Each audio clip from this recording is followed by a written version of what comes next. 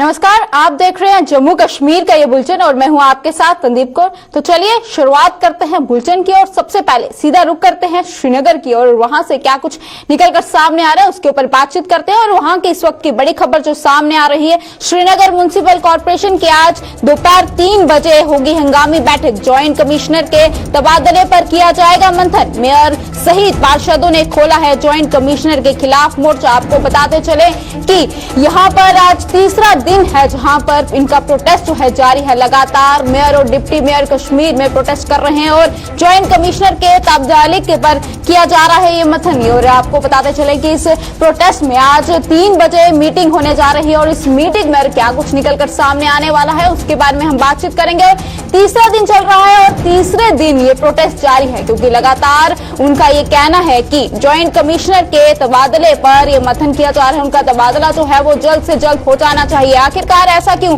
क्या जरूरत आन पड़ी कि आज तीसरा दिन भी ये प्रोटेस्ट जो है जारी रखा है और बार बार उनके खिलाफ जो है ये प्रोटेस्ट किया जा रहा है। इससे पहले अगर म्युनिसिपल कॉर्पोरेशन की बात करें तो उसको लेकर बहुत कुछ निकलकर सामने आता है, चाहे वो साफ सफाई को लेकर हो या फिर बिल्डिंग को लेकर हो, सड़कों को लेकर हो या फिर तमाम ऐसी चीजों को लेकर हो। तमाम चीजें जो है इसके बीच में आती हुई नजर आती हैं। लेकिन फिलहाल ये प्रोटेस्ट जारी है, तीसरा दिन है। आपको बार बार बता रहे हैं कि आज उनका तीसरा दिन भी ये प्रोटेस्ट जो है जारी है। आखिरकार क्या कुछ कारण है, तो चलिए सीधा रुख करते हैं श्रीनगर की ओर और हमारे साथ हमारे सीनियर साथी सईद तंजुम्बल हमारे साथ ज्वाइन कर चुके हैं, तो इनसे तमाम जानकारी लेते हैं।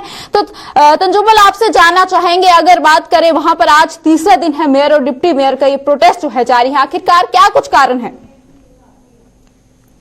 संदीप, आपको याद होगा कि जम्मू कश्मीर में 35 से 370 खत्म होने के बाद उस वक्त कुछ लोग कॉर्पोरेशन में इलेक्शन लड़ने के लिए आए। हालांकि डॉक्टर अब्दुल्ला, महबूबा मुफ्ती, उमर अब्दुल्ला की हैसियत थी कि आप लोग एक राशि को ट्रांसफर करने का हक नहीं रखें। लेकिन बहर के डेमोक्रेसी है और सारे लोग ने बढ़ चढ़कर हिस्सा दिया और इस डेमोक्रेसी के जश्न में जुनैद मेयर और उसके बाद शेख इमरान डिप्टी मेयर पे गुजरता गया और उसका 3 दिन वो लगातार जारी है। और जुनैद का गिला शिकवा है कि उनका ज्वाइंट मनसूबा बंदी प्लानिंग जो है वो शहर में नाजायज तामीरात पर गिराई कर रहे हैं और मकानात कमर्शियल को बनवाने जो परमिशन वगैरह चाहे थे उन्हें देने में का सामना करता है। बीच में तीसरे दिन लगातार mayor, deputy mayor, councillors, adviser, Danish, Shafat और बाकी लोग जो है वो कीमा जन है श्रीनगर म्युनिसिपल कॉर्पोरेशन के खाते में। और मुतालबा एक ही है कि फिलहाल ज्वाइंट कमिश्नर प्लानिंग गुलाम हसन मीर को तब्दील किया जाना चाहिए, जिस पर कमिश्नर मुतल्लिका अतहर अमीन के साथ साथ डेवलपमेंट सेक्रेटरी धीरज गुप्ता जिद है। वो कहते हैं गुलाम हसन मीर महकमे प्लानिंग से ताल्लुक रखते हैं, ज्वाइंट कमिश्नर है, उनका कामकाज करने का तरीका गलत नहीं है। जिसके बाद इस एहतजाज में शिद्दत आई। रात के दौरान लगातार एहतजाज जारी है, दिन में एहतजाज जारी है।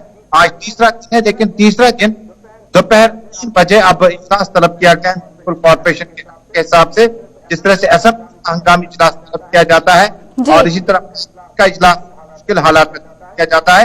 इसी तरह म्युनिसिपल का भी अपना कॉन्स्टिट्यूशन है और उसके हिसाब से 3 बजे जो इजलास होगा वो ऐवान में होगा, बल्कि पूरे इसी के अंदर होगा, जिस छत के नीचे जिस जगह पर इस वक्त शामियाने में बैठे डिप्टी मेयर, एडवाइजर्स, काउंसलर्स और 3 बजे एक ही रेजोल्यूशन लाया जाएगा कमिश्नर प्लान किया जाए। अतहर अमीन प्रिंसिपल भी जुनैद अजीम मतो कहते हैं कि उन्हें तजुर्बा नहीं है। IAS का मतलब ये नहीं है कि शहर की ड्रेनेज चीजों को समझ के आप सीखने के लिए अतहर अमीन को एक किया जाएगा। धीरज गुप्ता तार जो कमिश्नर है जिनकी करीब है, बहुत ज्यादा है, वो बंदी के साथ साथ अब जो धीरज और नाराबाजी में कमिश्नर नाराबाजी जारी है। बिल्कुल, अगर देखा जाए तंजुम्बल की जिस इस महामारी की अगर बात करते हैं तो अभी कोविड-19 भी चल रहा है और उस बीच की अगर बात करें तो ये प्रोटेस्ट को आज 3 दिन हो चुके हैं। तो क्या इन लोगों को हम ये कहें कि उन्हें महामारी का डर नहीं है? देखिए, जम्मू कश्मीर में महामारी में ही जुनैद अजीम मतो मेयर बना, तब भी कोविड बहुत ज्यादा था और वोट डालने की इजाजत दी गई। बाकी पर पाबंदी थी, सिर्फ जुनैद अजीम मतो के मेयर बनने पर कोई पाबंदी नहीं थी। और उसके बाद जब आज जुनैद अजीम मतो को इस महामारी में, क्योंकि वो महामारी में ही मेयर बने हैं, जी। मोशन लूज करने के बाद दोबारा जीते हैं। उस वक्त सबों ने कहा था इलेक्शन मत कराओ, लेकिन इलेक्शन कर दिए गए। और किस तरह बनाए गए मैं थोड़ा सा बता दूं। उस वक्त जो जुनैद से मतों के साथ लोग नहीं तो उन्हें बाहर निकाला गया जी। और हंगामा होता रहा घंटों तक, लेकिन अंदर जितने लोग जुनैद के पास थे उन्हें वोट डाला और बताया नो कॉन्फिडेंस मोशन जीत गया जुनैद से मतों। उसके बाद जुनैद से मतों इसी महामारी में प्रोटेस्ट पर है। सोशल डिस्टेंसिंग का, मास्क का, किसी चीज का पास लिहाज नहीं है, लेकिन जुनैद से मतों कहता है और सही कहता है कि उन्हें तमाम इख्तियारात है, क्योंकि लोगों ने उन्हें चुनकर भेजा है। शहर तो जेसीबी के हवाले नहीं कर सकते, प्लानिंग के हवाले नहीं कर सकते, लेकिन महामारी में वो लोग कहते हैं कि हम सोशल डिस्टेंसिंग और हर चीज का ख्याल रखते हुए तमाम मलावात पूरे करेंगे। लेकिन अब देखने वाली बात होगी इन्हें 3 बजे इजलास तलब करते वक्त उनका जो रेजोल्यूशन होगा उसको कमिश्नर सेक्रेटरी अर्बन डेवलपमेंट पास करने में मदद करते हैं या नहीं करते, नहीं तो हंगामा जो है वो आगे भी जारी रह सकता है। जी तंजुमुल, बहुत बहुत शुक्रिया हमें तमाम जानकारी जो है वो देने के लिए। तो ये थे हमारे साथ हमारे सीनियर साथी तंजुमुल, जिन्होंने हमें तमाम जानकारी जो है बताई और साफ तौर पर यह बताया कि किस तरह से वहां पर जो है 3 बजे ये मीटिंग आज होने जा रही है और उस मीटिंग में जो है पता चलेगा कि आखिरकार क्या कुछ निकल कर सामने आता है। और वहीं पर साथ ही साथ अगर वहां पर ये मीटिंग में कुछ भी निकलकर सामने नहीं आता है, कोई भी नतीजा जो है इसका नहीं निकलता है, तो ये हंगामा जो है उसी तरह से जारी रहेगा। तो चलिए इसी के साथ अब रुक करते हैं अगली खबर की ओर। अब आपको सांबा की ओर ले चलते हैं और वहां से इस वक्त की जो बड़ी खबर सामने आ रही है, जहां पर कोविड हॉस्पिटल में तब्दीली, सांबा के जिले अस्पताल का कम हुआ लोड। वहीं पर कोविड के 2010 मरीजों में से 127 स्वस्थ होकर लौट चुके हैं घर। बहुत ही अच्छी खबर जो है सांबा जिले से भी सामने आ रही है। वहीं पर जिला में 5 दिनों में कोरोना से कई भी मौतें जो है वो नहीं हुई है। वहीं पर इस कोविड हॉस्पिटल के स्टाफ ने भी अब राहत की सांस जो है वो ले ली है। सबसे बड़ी खबर जो है वो सांबा से निकलकर सामने आ रही है, क्योंकि लगातार जम्मू कश्मीर के अगर आंकड़े की बात करें तो वो कुछ दिनों पहले का आंकड़ा देखा जाए तो 5000 से पार जा पहुंचा था। उसी बीच सांबे की अगर बात करते हैं तो वहां से भी लगातार केस जो है निकलकर सामने आ रहे थे और डेथ रेट के आंकड़े की अगर सांबा की ओर से बात करें तो वो भी वहां से निकलकर सामने आ रहे थे। लेकिन अब वहां पर कहीं ना कहीं राहत, बड़ी सांस जो है वो लोग भी ले रहे हैं और तमाम कोविड हॉस्पिटल के स्टाफ भी ले रहे हैं, क्योंकि डेथ रेट जो है वो कम होती हुई नजर आ रही है और कोई भी मौत जो है कुछ दिनों से वहां पर नहीं हुई है और साथ ही साथ आंकड़े में भी कमी देखने को मिली। और तमाम जानकारी लेते हैं, बातचीत करते हैं। बातचीत करने के लिए हमारे साथी ऋषि खजूरिया हमारे से ज्वाइन कर चुके हैं, इनसे तमाम जानकारी लेते हैं। ऋषि, आपसे जानना चाहेंगे वहां पर सबसे खुशी जो है, सबसे ज्यादा खुशी जो है तमाम वहां पर लोगों को होगी, क्योंकि एक रिलैक्सेशन जो है वहां पर मिल चुकी है, केसेस जो है कम नजर आ रहे हैं। क्या कुछ कारण है या फिर ये कहें कि लोग जो इस बात को समझ चुके हैं कि अब एहतियात बरतना बहुत ही ज्यादा जरूरी है?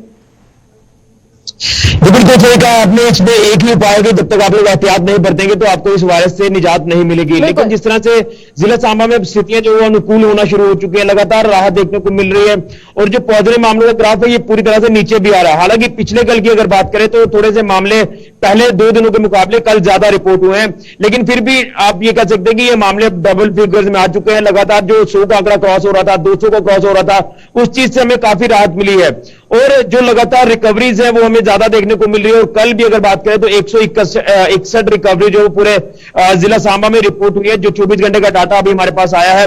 और उसी के साथ साथ बड़ी बात यह है कि जो डेथ रेट है वो जिला अस्पताल सांबा से जो अब रिपोर्ट सामने आई है कि पिछले 5 दिन से कोई भी यहां पर डेथ रिपोर्ट नहीं हुई है। हालांकि पूरे जिला में जरूर 1-2 डेथ रिपोर्ट हुई है, लेकिन वो बाहरी अस्पतालों में रिपोर्ट हुई है। लेकिन इस अस्पताल ने जो इस समय पूरे पैंडेमिक में काम किया है, मुझे लगता है कि काफी अच्छा काम किया है। लोगों ने काफी इसका काम सराहा है और खासतौर पर डॉक्टर्स, पैरामेडिकल स्टाफ, नर्सेस की बात करें जो दिन रात यहां पर काम कर रहे थे, उन्होंने भी एक अच्छा अपना जो वो अपनी ड्यूटी निभाई है। लेकिन अब कहीं ना कहीं यहाँ के डॉक्टर जो वो थोड़ी राहत की सांस भी ले रहे हैं। थोड़ा लोड जो है वो इस अस्पताल पर जरूर अब कम होता हुआ दिख रहा है। मात्र 28 ही पेशेंट अब इस अस्पताल में भर्ती है जो अपना इलाज करवा रहे हैं।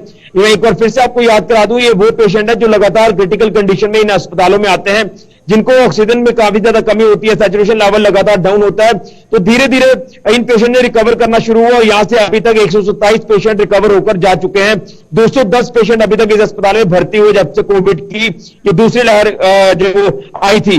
लेकिन अब जो हालात है वो धीरे धीरे सामान्य हुए हैं, लेकिन हमें ये समझना होगा, जिस तरह से लोगों ने अभी समझना शुरू कर दिया कि वाकई में जब तक एहतियात नहीं बरतेंगे तब तक इस वायरस से नहीं बच पाएंगे। लेकिन अब लोगों ने धीरे धीरे इस चीज को समझा है, लोगों ने इस चीज का पालन किया है। लगातार जो एसओपी जारी की गई, जो गाइडलाइन जारी की गई, उनका लगातार पालन किया जा रहा है। और आज यही वजह है कि जिला सांबा इस पोजीशन पर पहुंच चुका है और उम्मीद है कि ये पोजीशन इसी तरह से स्टेबल रहेगी और आने वाले दिनों में जो रिकवरीज का ग्राफ है ये और ज्यादा ऊपर आएगा और एक्टिव मामलों का ग्राफ जो है वो कम आएगा।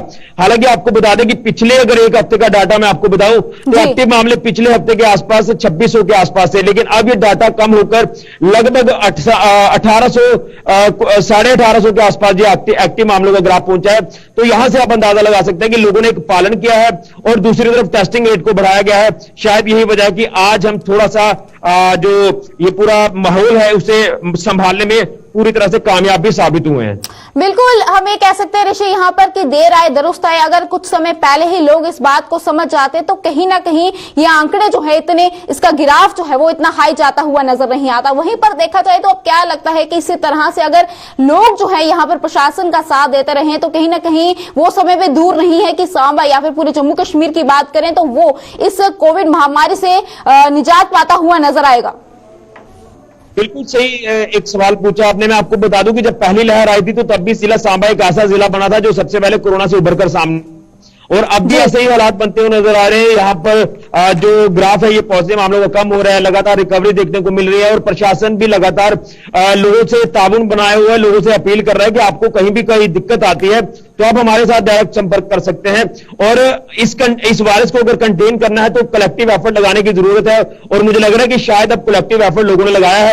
और सांबा जिला के लोगों ने प्रशासन की भी काफी ज्यादा प्रशंसा की है, खासतौर पर जो डीसी सांबा अनुराधा गुप्ता जी हैं जिन्होंने दिन रात एक कर यहाँ पर अस्पताल में वक्त दिया। दिन रात यहाँ पर वो मौजूद होते थे जब हम कवरेज के लिए जाते थे, जब ऑक्सीजन जनरेशन प्लांट यहाँ पर लगाया जा रहा था, यानी वक्त वक्त पर उन्होंने हर एक सुविधा को सुचारू करने का प्रयास किया है। अपने जो आला अधिकारी है उनको ये दिशा निर्देश दिए हैं कि किसी तरह से इस वायरस को कंटेन करना है। और जम्मू कश्मीर यूटी एडमिनिस्ट्रेशन द्वारा भी जो हिदायतें इन प्रशासन की अधिकारियों को मिली वो उन्होंने सारी उस परिस्थितियों को संभाला और आज ये थोड़ा से जो हालात है ये बदलना शुरू हुए। लेकिन उम्मीद है कि अभी भी लोग पूरा प्रशासन का साथ देंगे और आने वाला वक्त अच्छा होगा, इसका लोग इंतजार कर रहे हैं। और सांबा जिला एक बार फिर से कोविड से उभर कर बाहर आएगा और यहाँ पर जिंदगी जो पटरी पर दौड़ती हुई नजर आएगी। इसी के अगर देखा जाए तो दूसरी लहर ही बहुत ज्यादा घातक जो है यहाँ पर साबित हो रही है। और अगर तीसरी लहर की बात करें अगर वो यहाँ पर आती है तो क्या वहां पर तमाम हॉस्पिटल जो है तीसरी लहर से लड़ने के लिए तैयार हैं? बिल्कुल, मैं आपको बता दूं कि जब से 3-4 दिन पहले जब एलजी मनोज सिन्हा जी ने इस अस्पताल का दौरा किया था तो उन्होंने कहा था कि जो यहाँ पर ऑक्सीजन जनरेशन प्लांट लगाया गया है उसकी पाइपलाइन 50 बेड तक सीमित है। उन्होंने कहा था कि हमें तीसरी वेव का जो वो सामना करना पड़ सकता है, उसके लिए हमें पहले ही तैयारियां करनी है। और उन्होंने प्रशासनिक अधिकारियों को ये दिशा निर्देश दिए थे कि आप लोग जो पाइपलाइन है इसे और ज्यादा बड़े स्तर पर बढ़ाइए, क्योंकि ये 1000 एलपीएम की कैपेसिटी का ये प्लांट है। तो यहाँ पर उन्होंने कहा था कि एक हफ्ते के अंदर अंदर डीपीआर बनाइए और इसका काम शुरू करवाइए, ताकि अगर कोई आपदा की स्थिति दोबारा से आती है, तीसरी वेव आती है, तो हम उसका मुकाबला कर सके। हम पहले ही सक्षम होंगे तो हम इस वायरस को कंटेन कर पाएंगे। तो तैयारियां तो जो है वो कर ली गई है, लेकिन अभी भी बड़े स्तर पर तैयारियां करने की जरूरत है। जिस तरह से कोविड के सेंटर्स इस्टेब्लिश किए गए, मुझे लगता है कि अगर तीसरी वेव आती है तो शायद हम उसका डट का मुकाबला कर सकते हैं। जिस तरह से अभी पूरे बंदोबस्त जो किए गए हैं अगर इसी तरह से स्टेबल रहते हैं और प्रशासन का जो ध्यान है वो इस पर पूरी तरह से केंद्रित रहना चाहिए। जी ऋषि, बहुत बहुत शुक्रिया हमें तमाम जानकारी जो है वो देने के लिए। तो ये थे हमारे साथ ही ऋषि खजूरिया जिन्होंने हमें तमाम जानकारी जो है वो दी और बताया कि किस तरह से अगर सांबा जिले की बात करते हैं तो आखिरकार वो भी बिल्कुल रेडी है कि किस तरह से अब अगर तीसरी लहर यहाँ पर आती भी है तो उससे हम लड़ सके।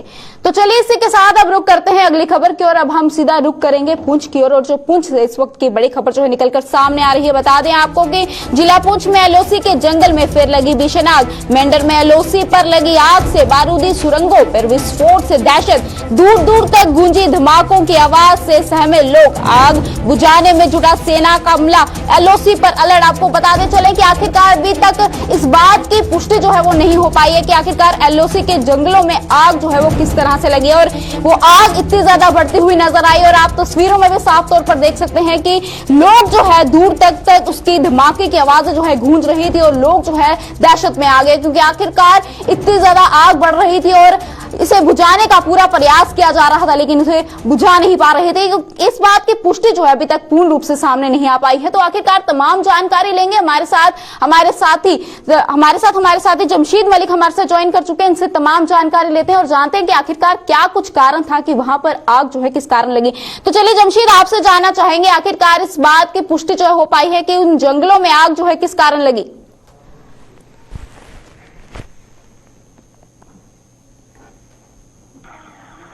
जी जमशीद, आप हमें सुन पा रहे हैं?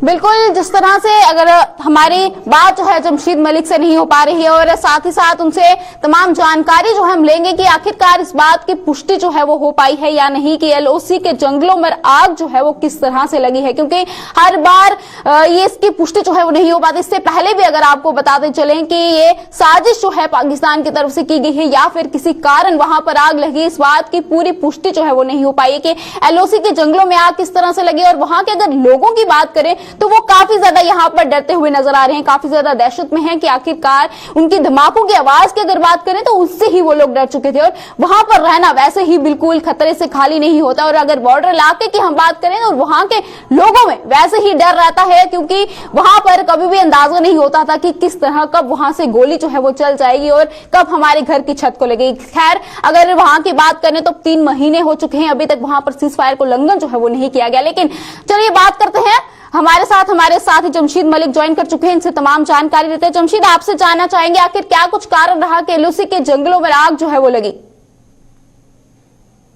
बिल्कुल ये अगर कहीं के पिछले कई वर्षों से हम देखते आए हैं कि लाइन ऑफ कंट्रोल के बिल्कुल नजदीक जंगलों में आग लगती है और आज भी मेंढर के एलओसी के फॉरवर्ड पोस्टों पर बहुत भयानक आग लगी हुई है, जिसमें कई धमाकों की आवाज भी सुनी गई है। इससे पहले हमेशा हम देखते आए कि ये आग पाकिस्तान की तरफ से हमेशा लगाई जाती थी, क्योंकि जो माइन बिछे हैं इनको डिफ्यूज करने के लिए, क्योंकि इसके बाद माइन में धमाके होते हैं जिससे ये डिफ्यूज हो जाते हैं।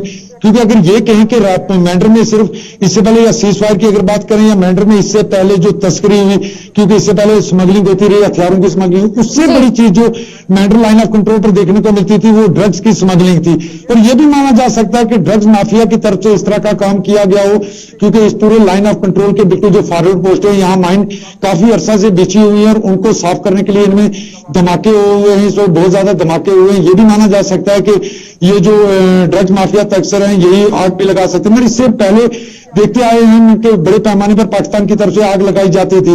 हालांकि ये भी नहीं हम कह सकते कि ये पाकिस्तान की तरफ से आग नहीं लगाई गई है, क्योंकि आग बिल्कुल उस तरफ से इस तरफ आ रही है, बिल्कुल सीमावर्ती क्षेत्र के बिल्कुल लाइन ऑफ कंट्रोल के 0 किलोमीटर से शुरू हुई है। लगभग इसमें 1 से 1.5 किलोमीटर का जंगल ऐसा है जिसमें इस वक्त भयानक आग लगी है और सेना की तरफ से लगातार इस आग पर काबू पाने की कोशिश की जा रही है, क्योंकि हर बरस सेना की तरफ से इस आग पर काबू पाया जाता है। मगर आज बहुत भयानक आग लगी हुई है जो काफी लंबे एरिया के जंगल में लगी है और जिसमें कई धमाकों की आवाजें भी सुनाई दे रही हैं और देर रात से ये आग अभी तक चल रही है। जी जमशीद, अगर वहां पे जंगलों की अगर हम बात करें तो तमाम जंगली जानवर भी वहां पर रहते हैं, क्या उस प्रकार की कोई खबर आ रही है, किसी को कोई नुकसान?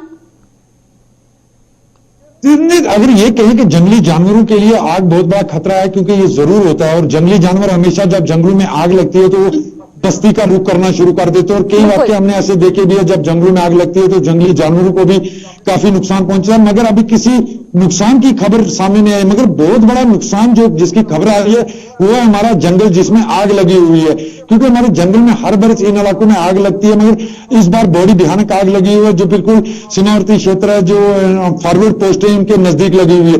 मगर किसी रिहायशी घर को नुकसान पहुंचने की खबर नहीं है, किसी माल मवेशी के नुकसान होने की खबर नहीं है, मगर जमीन में धमाके जोरदार सुनाई दे रहे हैं, क्योंकि माइन में ब्लास्ट हो रही है इस इलाके में। और दूसरी बड़ी बात है कि जिस तरह जंगलों की अगर हम बात करें तो जंगल इलाके में जो जानवर हैं इनको हर बार इसके काफी नुकसान पहुंचता है, मगर उसके बाद इन जंगली जानवरों का रुख हमेशा इंसानी बस्तियों की तरफ देखने को मिलता है। मगर अभी तक ऐसी कोई खबर सामने नहीं आई है, मगर काफी भयानक आग लगी है जिस पर सेना की तरफ से लगातार इसको बुझाने की कोशिश की जा रही है।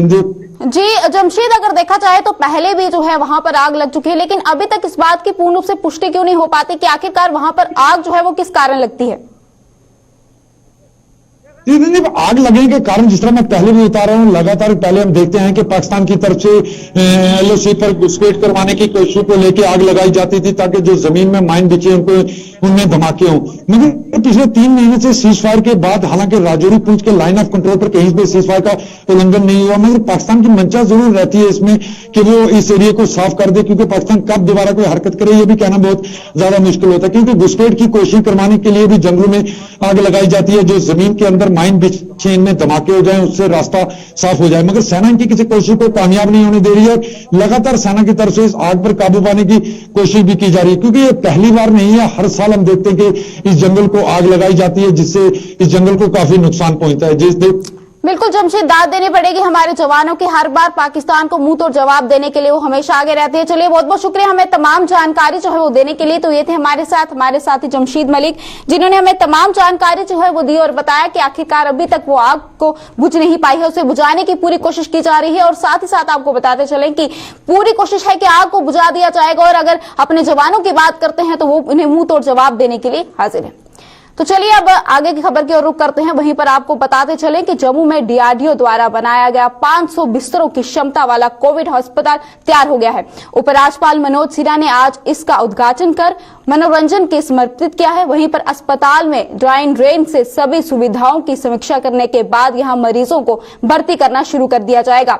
DRDO के यहां अस्पताल 500 बिस्तरों की क्षमता का है, जिनमें से 125 बिस्तर ICU के हैं, और अस्पताल में CT स्कैन मशीन लगाने का सभी प्रस्ताव जो है वो जारी हो चुका है। जम्मू कश्मीर प्रशासन की ओर से लगाई जाएगी।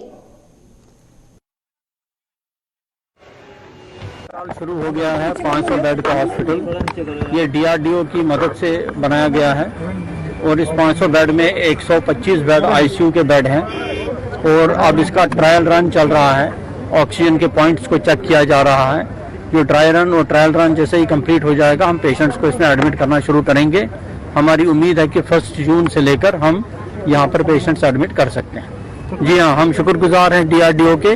उन्होंने इतनी तेज रफ्तारी से काम किया, और न सिर्फ जम्मू में बल्कि श्रीनगर में भी एक 500 बेड का हॉस्पिटल इसी तरीके का उन्होंने वो कंप्लीट कर रहे हैं, जो कि एक हफ्ते के बाद तैयार हो जाएगा। सबके लिए ओपन है, लेकिन स्लॉट्स लिमिटेड हैं। जैसे जैसे हमको वैक्सीन आएगी, हमें स्लॉट्स बढ़ाएंगे, नंबर ऑफ वैक्सीनेशन साइट्स बढ़ाएंगे।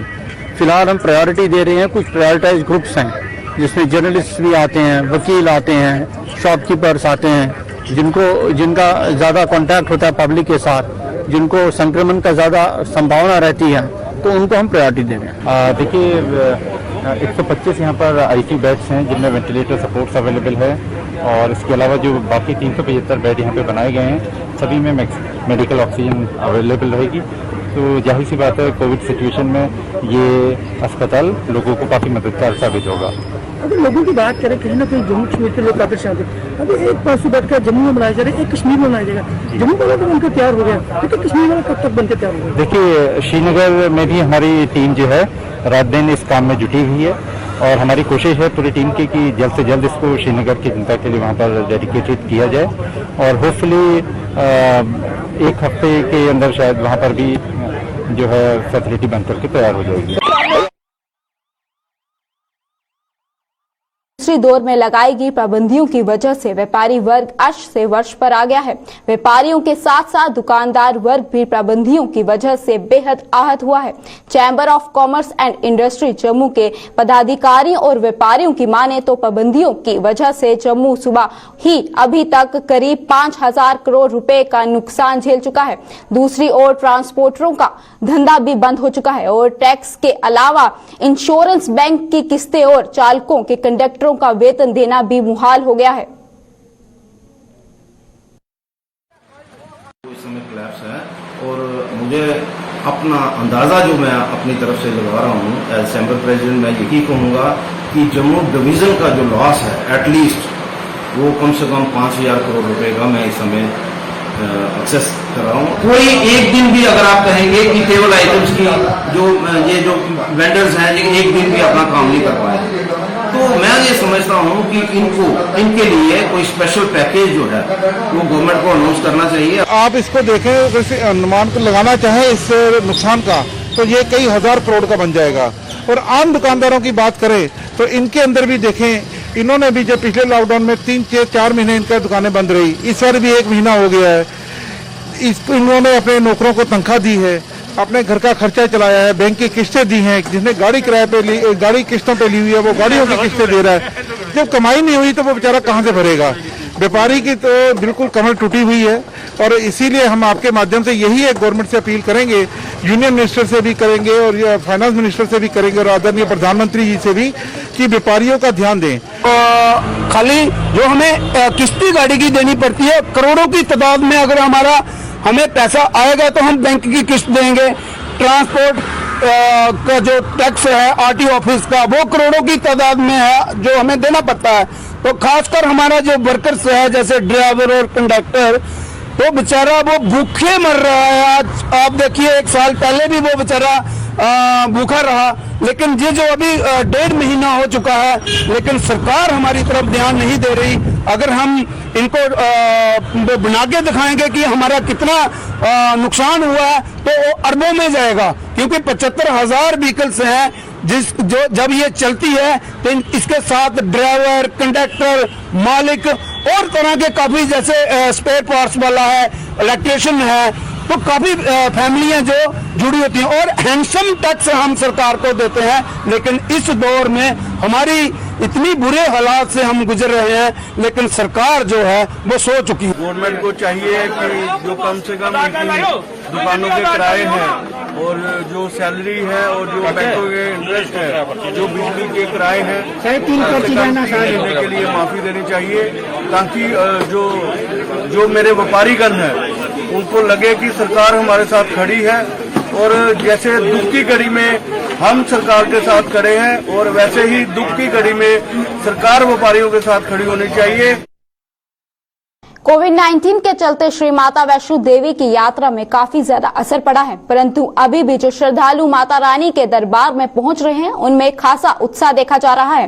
रोजाना माता वैष्णो देवी के दर्शन के लिए 500 से 600 श्रद्धालु मां के चरणों में हाजिरी लगा रहे हैं। वहीं दिल्ली से आए श्रद्धालु ने जानकारी देते हुए बताया कि कोविड-19 के चलते कटरा तक पहुंचने में उन्हें काफी ज्यादा दिक्कतों का सामना करना पड़ रहा है। जगह जगह रोक कर जांच करवाने के बाद वह माता वैष्णो देवी के दर्शनों के लिए पहुंच रहे हैं। हालांकि कटरा में बाजार बंद होने से उन्हें परेशानियों का सामना भी करना पड़ रहा है, लेकिन स्थानीय लोगों ने उनकी काफी मदद की, जिसके लिए वह उनके आभारी हैं। जी, मेरा नेम लिपिका खरबंदा है। हम लोग दिल्ली से आए हैं पूरी फैमिली, और मैं यही कहना चाहूंगी कोरोना के टाइम पे बहुत सारे लोग बहुत ज्यादा सफर कर रहे हैं। हमने अपने फैमिली मेंबर्स बहुत ज्यादा लूज करे हैं। अब हम भी बहुत ज्यादा कठिन रास्तों से आए हैं। हर जगह चेकिंग हो रही है, हर जगह कोरोना की रिपोर्ट्स मांगी जा रही है। हमने 2 जगह तो टेस्ट करवाया है सारी फैमिली ने दोबारा। और यही है कि आप बस अपनी सेफ्टी रखो, जहाँ भी आप जा रहे हैं सैनिटाइज करते रहें सब कुछ अपना। जब बुलावा होता है तो देखिए जाना तो पड़ता ही है। हम भी बहुत मुश्किल से रूटीन वगैरह अपना बनाकर आए हैं। हम सब परेशान थे, हमें इधर आना ही था, तो माता रानी का बुलावा है उसमें तो हम आएंगे। पर जो भी है अपनी हेल्थ के लिए सबसे पहले आप अवेयर रहें, फिर जाके अपना मन बनाए कहीं भी जाने के लिए। सैनिटाइजर्स यूज करते रहें, सैनिटाइजर्स मेन है, मास्क ना उतारें, और जितना भी है सेफ्टी पहले है। अपने आसपास वालों को भी सेफ रखें और खुद भी सेफ रहें। जम्मू कश्मीर के इस बुलेटिन में फिलहाल इतना ही। अब दीजिए इजाजत, नमस्कार।